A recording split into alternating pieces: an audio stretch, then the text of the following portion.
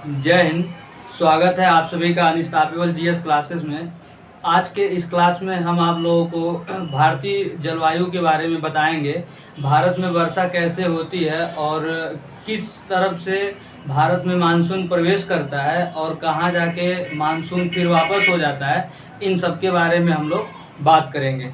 तो वीडियो में आप लोग अंत तक बने रहिएगा और वीडियो अच्छा लगे तो चैनल को लाइक कीजिए, शेयर कीजिए और सब्सक्राइब कीजिए। अब हम लोग समझते हैं भारतीय मानसून के बारे में। तो भारतीय मानसून जो होता है, मानसून का मतलब होता है, मानसून जो है ये एक अरबी शब्द है और इसका मतलब होता है कि दिशा बदलने वाली पवनें। दिशा बदलने वाली पवनें, जो अपनी दिशा हमेशा, ऐसी हवा जो अपनी दिशा हमेशा बदलती रहती है, उसे दिशा बदलने वाली पवनें या हवाएं कहते हैं। इसी को अरबी भाषा में मानसून का नाम दिया गया है। मानसून का वर्णन अल मसूदी नाम के एक भूगोलवेत्ता थे, जिन्होंने भारतीय मानसून का पूरा वर्णन किया था अपनी किताब में।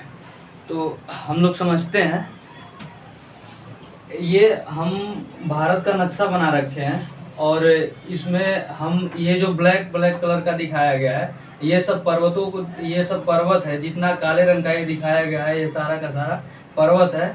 मानसून को समझने के लिए पर्वत की जानकारी होना बहुत ज़्यादा ज़रूरी है। ये शिवालिक रेंज है, ये गारो खासी जयंतिया की पहाड़ी है, ये पश्चिमी घाट पर्वत है, ये नीलगिरी की पहाड़ी है, ये अरावली पर्वत है, ये हिंदू कुश पर्वत है। तो अब हम लोग इसको समझते हैं।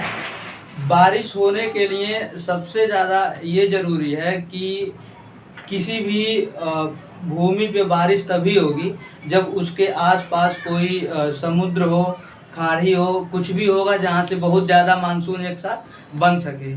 तो ऐसी जगह पे बारिश होना संभव है जहाँ पे पानी का कोई वो नहीं रहेगा, स्रोत नहीं रहेगा, समुद्र नहीं रहेगा, कोई खाड़ी ना हो या फिर पेड़ पौधे कम हो, वहाँ पे बारिश होना बहुत ही मुश्किल है। और पर्वतों की स्थिति बारिश कराने के लिए बहुत ही ज़्यादा जिम्मेदार होती है। तो सबसे पहले हम लोग ये देखेंगे कि ये जो है ऊपर हम जो बना रखे हैं, भारत के बीचों बीच से जाने वाली जो रेखा है, कर्क रेखा है। बीच में यहाँ पे हम भारत के बिल्कुल नीचे भूमध्य रेखा पड़ती है और इसके नीचे मकर रेखा पड़ती है। तो जो सूर्य होता है, जैसे अब यहाँ पे आप लोग समझिएगा, यहाँ पे हम छोटा सा भारत का नक्शा बना रहे हैं। ये तेरा मेरा हो जाएगा तो कोई वो नहीं है।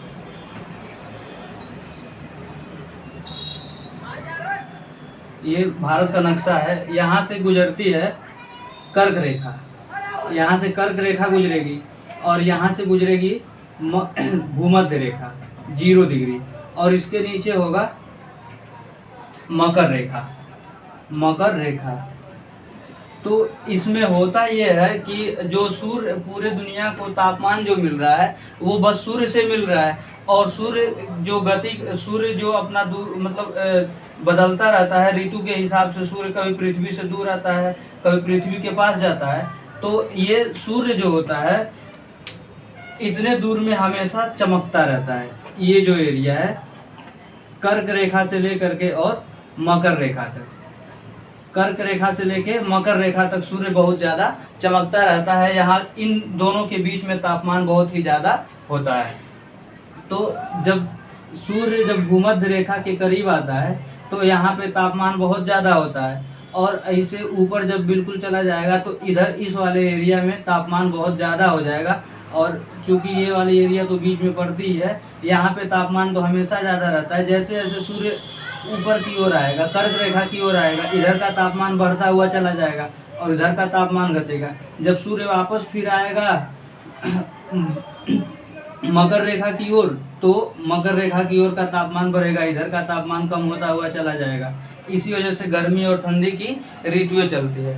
तो अब हमारा भारत है, भारत के यहाँ पे नीचे क्या है, ये भारत का नक्शा हम बना रखे हैं। यहाँ पे नीचे क्या है, समुद्र है, इधर अरब सागर पड़ता है, इधर बंगाल की खाड़ी पड़ती है, नीचे हिंद महासागर पड़ता है। तो यहाँ पे पानी बहुत ज़्यादा है इस एरिया में। इस एरिया में बहुत ज़्यादा पानी होने के कारण सूर्य का तापमान जब पड़ता है पानी पे तो वो पानी वाष्प बन के उड़ने लगती है। अप्रैल मई और जून के महीने में पानी वाष्प बन के उड़ती है। तो जब पानी वाष्प बन के उड़ती है तो जब यहाँ समुद्र के किनारे बहुत तेज से हवाएं चलती हैं तो ये हवा अपने साथ बहुत ज़्यादा पानी को लेकर के और ऊपर की ओर बढ़ती है। जब ऊपर की ओर हवा यहाँ से बढ़ती है हिंद महासागर अरब सागर से, तो ये जाती है हवा आगे बढ़ती है, यहाँ पे पड़ता है नीलगिरी की पहाड़ी। नीलगिरी की पहाड़ी से क्या होता है, ये जो हवाएं पानी के साथ जो हवा जा रही है ये पहाड़ों से टकरा जाती है, और जब ये हवा पहाड़ों से टकरा जाती है तो बारिश यहाँ पे हो जाता है। उसके बाद से ये सबसे ज़्यादा ज़रूरी है कि जब ये बारिश कब तक नहीं होगा, जब तक ये जो मानसूनी हवाएं जो हैं ये किसी न किसी पर्वत से टकराएंगी नहीं तब तक बारिश नहीं होगा, या फिर खुद दो मानसूनी हवाएं आपस में टकरा जाए तब भी बारिश बहुत ज़्यादा हो जाता है। तो अब यहाँ पे देखिए जो अरब सागर से जो हवा मानसून उठता है वो क्या होगा, जब पश्चिमी घाट पर्वत पे जाता है तो यहाँ पे पर्वत बहुत ज़्यादा ऊंचा ऊंचा पर्वत है, तो ये क्या होती है ये पर्वत को पार करके जो ये मानसूनी हवाएं हैं पर्वत को पार करके इस एरिया में नहीं आ पाती हैं।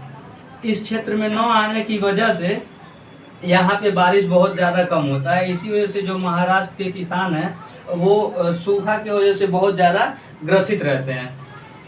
अब कुछ हवाएं इधर से निकल जाती हैं ऊपर की ओर, जो हवा ऊपर की ओर निकलती है इधर से कुछ हवा निकल जाती है ऊपर की ओर, यहाँ गिर का पहाड़ी पड़ता है जो इससे भी और आगे निकलती है, वो अरावली के रेंज में चली जाती है हवाएं। अब हम इसको मिटा दे रहे हैं, फिर उसके बाद से आपको समझाते हैं।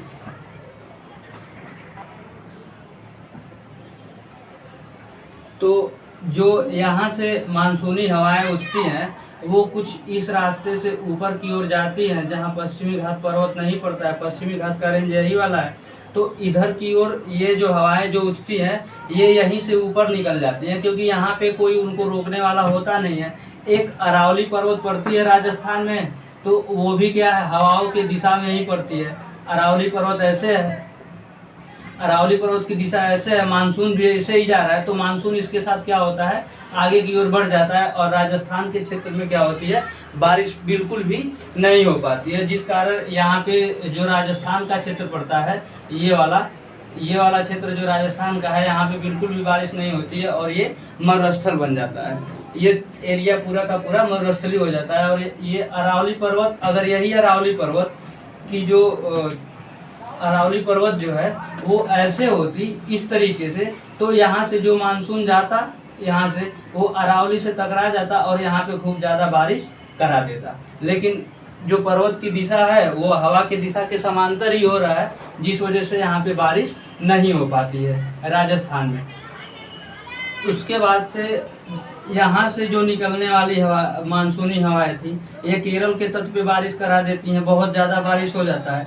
और कुछ हवाएं इधर से निकल के बंगाल की खाड़ी से निकलती हैं, जो कि यहाँ जो ये गारो खासी जयंतियाँ हैं इन पहाड़ों से टकरा करके और यहाँ पे खूब ज़्यादा बारिश करवा देती हैं ये लोग। मेघालय की चेरापूंजी जो मानसीराम है वहाँ पे बहुत ज़्यादा बारिश हो जाता है। अब यहाँ से जो मानसूनी हवाएं बचती हैं वो इधर की ओर बढ़ती हैं, उत्तर प्रदेश, बिहार, बंगाल, इन सब की ओर ये हवाएं मानसूनी हवाएं आगे की ओर बढ़ती हैं। तो यहाँ पे पड़ जाता है उत्तराखंड। उत्तराखंड में जो उत्तराखंड का जो पश्चिमी हिस्सा है वो है गढ़वाल। गढ़वाल में बहुत ऊंची ऊंची पहाड़ियाँ स्थित हैं।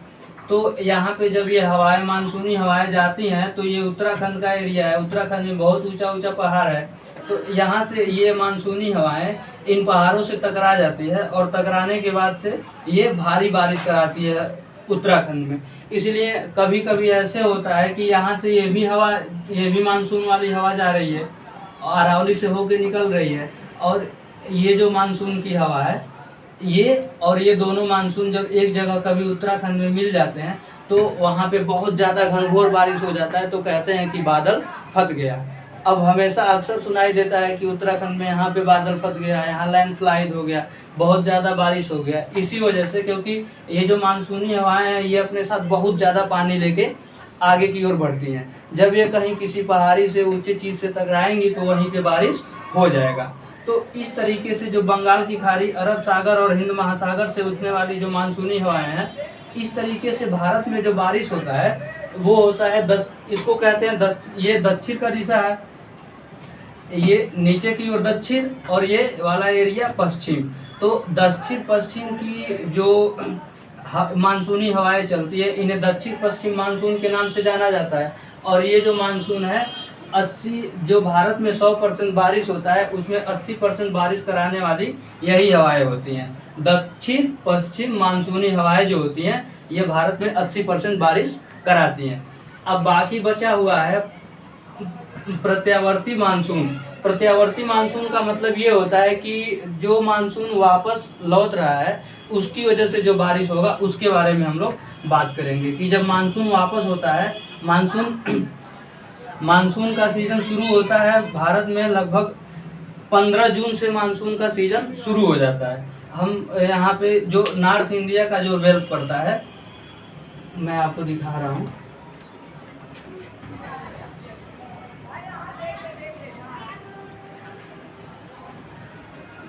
ये जो नॉर्थ इंडिया का जो बेल्ट पड़ता है ये वाला बेल्ट, इसमें माना जाता है कि 15 जून से मानसूनी बारिश शुरू हो जानी चाहिए इस वाले एरिया में। जबकि केरल में जो मानसून होता है वो जून के पहले वीक में ही आ जाता है, पहले सप्ताह में ही आ जाता है। इस वाले एरिया में यहाँ पे मानसून पहले आ जाता है और बाकी धीरे धीरे मानसून आगे की ओर बढ़ता है तो इधर इस एरिया में आके बारिश करवाता है। अब जो अपने जो उत्तर प्रदेश और बिहार में जो बारिश हो रही है वो बंगाल की खाड़ी से जो मानसूनी हवाएं होती हैं उसी की वजह से सबसे ज़्यादा बारिश ये उत्तर प्रदेश, बिहार, बंगाल में होता है और ये आगे की ओर बढ़ता हुआ चला जाता है।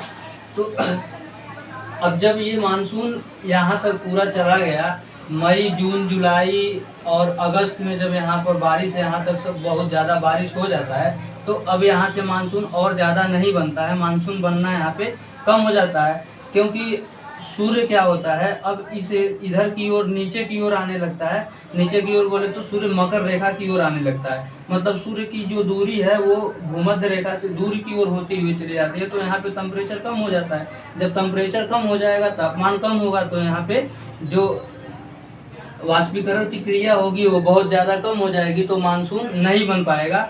और ये मानसून अब इस टाइम तक यहाँ पे बिल्कुल पहुँच चुका होता है उत्तराखंड के एरिया में।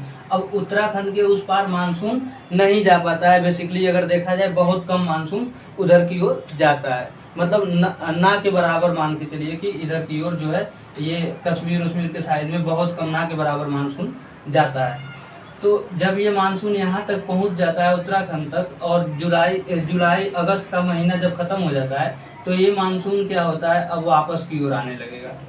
अब इसके पास और ज़्यादा ताकत नहीं रहेगा कि ये और ज़्यादा बारिश कराए और जिसकी वजह से ये वापस आने लगता है मानसून। और यहाँ पे तमिलनाडु के कोरोमंडल तट पे यहाँ पे जो पड़ता है, ये जो क्षेत्र पड़ता है तमिलनाडु का होता है और तमिलनाडु के कोरोमंडल तट पे यहाँ पे बहुत ज़्यादा ये लौटता हुआ मानसून जो है ठंडी के महीने में अक्टूबर के महीने में यहाँ पे तमिलनाडु के कोरोमंडल तट पे घनाघोर बारिश हो जाती है। तो जुलाई अगस्त में बारिश हो रही है उत्तर भारत में और अक्टूबर नवंबर में बारिश हो जा रही है दक्षिण भारत में तमिलनाडु के कोरोमंडल तट पे। तो इस प्रकार से जो लौटता हुआ मानसून होता है उससे जो बारिश प्राप्त होता है उसका प्रतिशत होता है 17%। अब 80 और 17 97% हो गया। बचा हुआ 3% का जो बारिश है वो होता है पश्चिमी विक्षोभ की वजह से।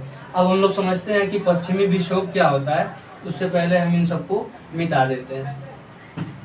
पश्चिमी विक्षोभ को समझने से पहले थोड़ा ये भी हम लोग देख लेते हैं कि ये जो इस एरिया में जो कश्मीर का एरिया है इसमें जो लद्दाख का है, ये इधर की जो एरिया जो लद्दाख की पड़ती है इधर बिल्कुल भी बारिश नहीं होती है क्योंकि यहाँ पे जो हिमालय की पहाड़ी पड़ती हैं ये बहुत ज़्यादा केतु की जो चोटी है ये बहुत ज़्यादा है। इस वजह से इधर तो थोड़ा सा भी मानसून नहीं जा पाता है, जिसकी वजह से यहाँ बिल्कुल बारिश भी नहीं होती और तापमान चूँकि सूर्य यहीं तक रह जाता है कर्क रेखा तक, तो इधर का तापमान बहुत ज़्यादा कम रहता है।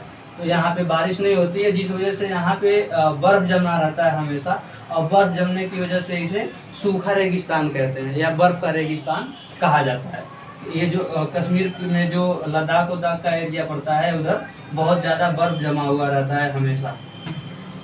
अब हम लोग समझ लेते हैं कि पश्चिमी विक्षोभ।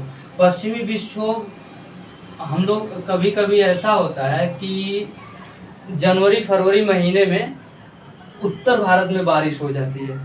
जब गेहूं की खेती होती है तो गेहूं की खेती में बहुत ज़्यादा पानी की ज़रूरत तो होती नहीं है। तो यहाँ पे क्या होता है कि जो यूरोप में जो हवाएं चलती हैं, ठंडी ठंडी हवाएं जो यूरोप में चलती हैं, वही हवाएं अपने साथ पानी को लेकर के आती हैं और यहाँ पे पड़ता है ये जो एरिया है पाकिस्तान और अफगानिस्तान के जो अफगानिस्तान जो है, अफगानिस्तान के बॉर्डर पे है हिंदुकुश पर्वत। हिंदुकुश पर्वत जो है ये भी बहुत बड़ा पर्वत है और यहाँ से जब यूरोप से हवाएं चलती हैं, यूरोपीय महाद्वीप से जो हवाएं ठंडी ठंडी हवाएं जो चलती हैं वो आके हिंदुकुश पर्वत से टकरा जाती हैं। जब ये हवाएं आके हिंदुकुश पर्वत से टकराती हैं तो ऐसा तो है नहीं कि मतलब सारी की सारी जितनी भी हवा आके टकराएगी वो यहीं से वापस हो जाएगी। कुछ हवाएं होती हैं जो पर्वत से भी ज़्यादा ऊंचाई से आएंगी, तो जो ज़्यादा ऊंचाई से आती हैं उनकी मात्रा तो बहुत ज़्यादा कम होता है। इसी वजह से ठंडी के महीने में कभी कभी बहुत धीरे धीरे झीसा जैसे पड़ता है उस तरीके की बारिश हो जाती है, लेकिन मौसम ठंडी का होता है, इस वजह से और ज़्यादा मौसम ठंडा होने लगता है।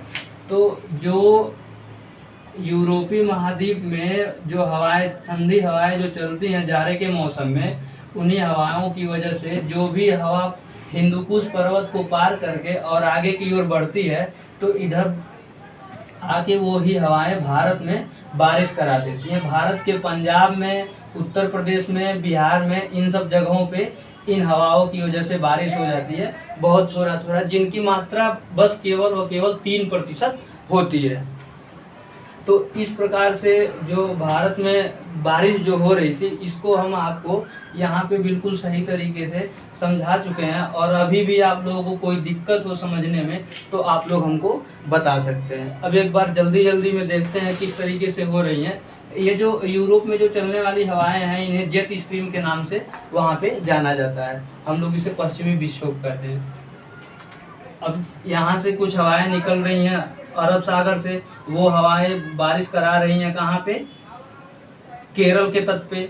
कुछ हवाएं निकल के और ऊपर की ओर चली जा रही हैं तो ये मध्य प्रदेश के साइड में आके बारिश करा देती है, लेकिन वही जो महाराष्ट्र का ये वाला क्षेत्र पड़ता है इसमें बारिश बिल्कुल भी नहीं हो पाती है। इस वजह से यहाँ पे किसान बहुत ज़्यादा परेशान रहते हैं और ये देखा जाए तो एक तरीके से बारिश इनको बिल्कुल भी नहीं प्राप्त होती। इस वजह से बहुत से किसान ऐसे हैं जो आत्महत्या भी कर लेते हैं फसल उनकी अच्छी बर्बाद हो जाने पे। जब अच्छी नहीं होती है तो बहुत से किसान हैं जो कर्ज की चपेट में आ जाते हैं और उनको आत्महत्या कर लेते हैं वो लोग।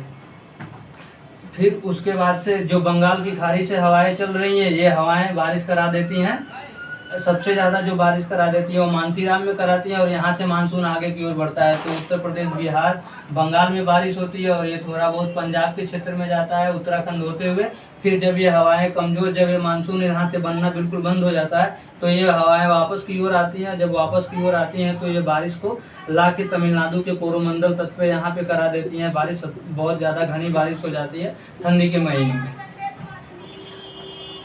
तो बाकी जो पश्चिमी विक्षोभ से बारिश हमें प्राप्त हो रही है वो 3% की होती है। दक्षिण पश्चिम मानसून से प्राप्त होती है 80% बारिश और प्रत्यावर्ती लौटते हुए मानसून से बारिश होती है हमें 17%। इस प्रकार से 100% जो बारिश होती है भारत में उसको हम आपको समझा चुके हैं। अब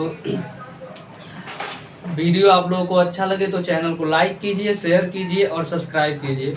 मिलेंगे अगले वीडियो में। जय हिंद।